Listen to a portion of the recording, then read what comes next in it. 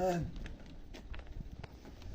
ben Ermenum Ermin Erdoğan birinci kulum Erdoğan bak bu gördüğünüz yollar şahit.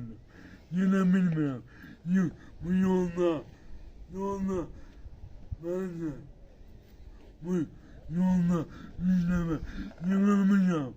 Bu yola bir erdem size yoldu. Bu amcalar İzle hangi yani gelip bu yolu düzeltmeyin. Ben bu yolda hareket edebilmem.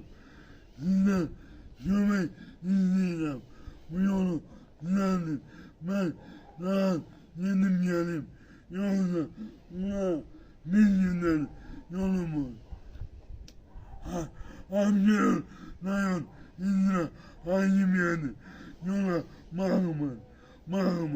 Düzeltmeyin bana.